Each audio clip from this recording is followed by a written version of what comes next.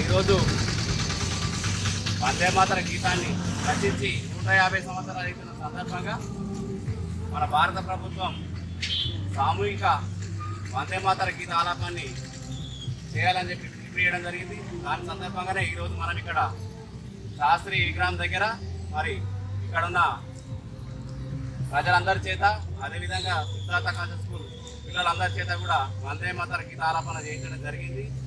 దీనికి సహకరించినటువంటి మరి ఇక్కడ శాస్త్రీనగర్ సభ్యులైన మన మల్లేష్ కానీ అదేవిధంగా నర్సింగ్ కానీ మిగతా సభ్యులందరికీ పేరు పేరున ధన్యవాదాలు తెలియజేస్తున్నా.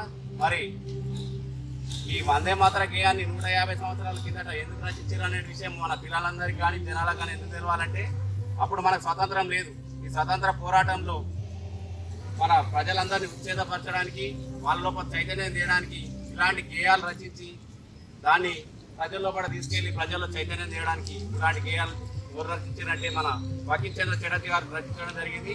నవంబర్ 7, 1875 రచించి ఇప్పటికి 150 సంవత్సరాలు గడిచింది. కాబట్టి ఈ సందర్భంగా మనం ఉత్సవాలు జరుపుకోవడం ఎంతో ఆనందంగా ఉంది.